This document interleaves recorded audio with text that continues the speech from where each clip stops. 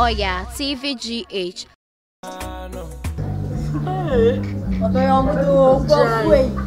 I'm so much of natural. My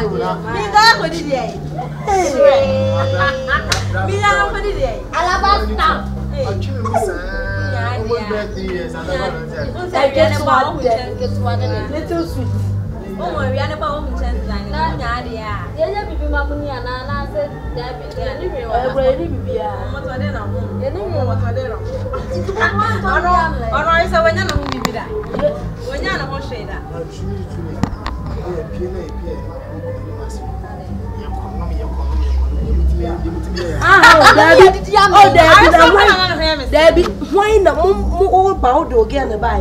Yeah, one year, 1 year,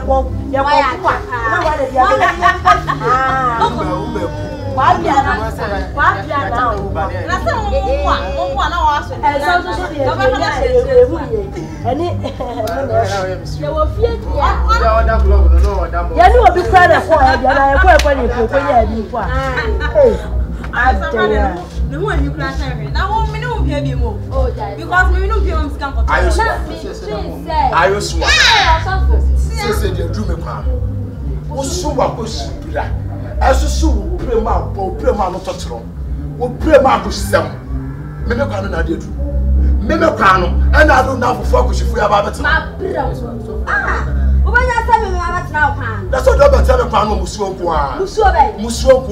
Give a Cuban way yet. Walk around them. Sorry. Sorry. And to buy any parts, I wouldn't have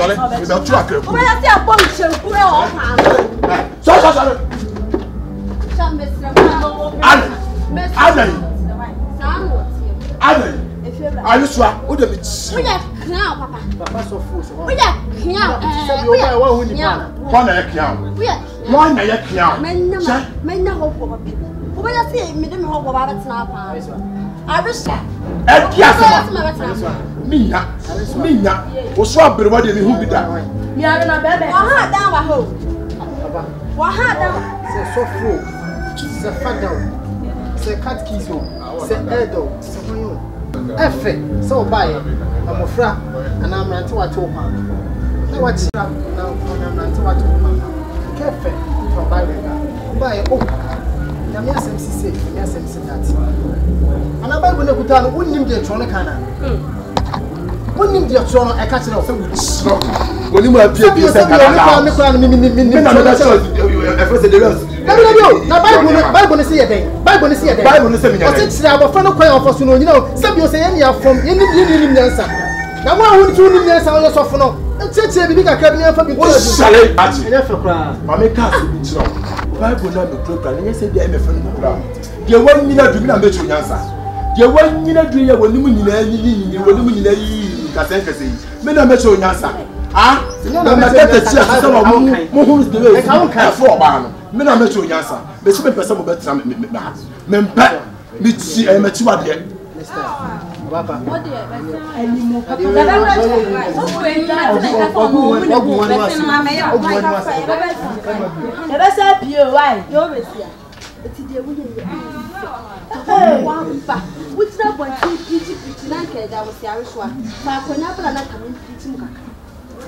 I was sure.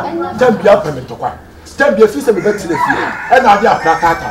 Don't be up to me for by a good front of ever since church on your massam. Now they wouldn't even answer so soon. What to hold the Marcus and Yamiasam? Maybe Joe and Yamiasam. Yeah, what that's a woman I hear. Would you win your eye? Would you win your eye? Yeah, you need me when you papa the house, I am not the boy. And you would have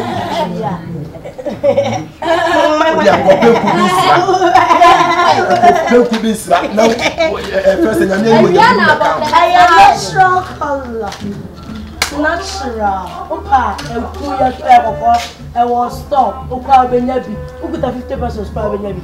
And now they couldn't go to now. If I say, now, what protein was your body? And no one who I was sure every job one day. Now, Cabem.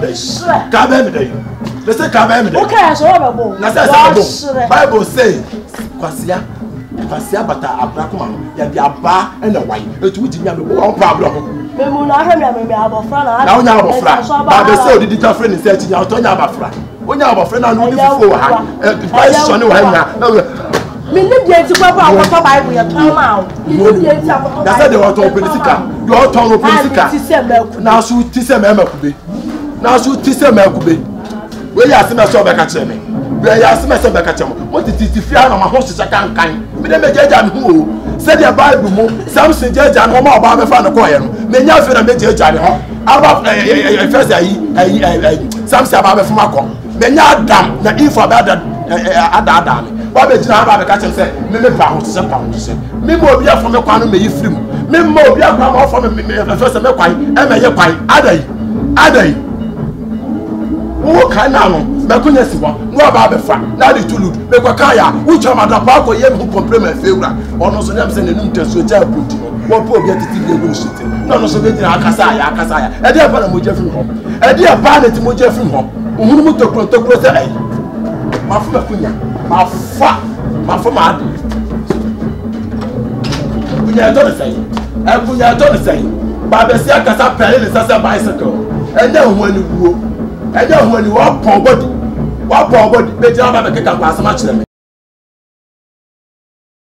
Oya Astro Oya TVGH. Like, subscribe, share and comment.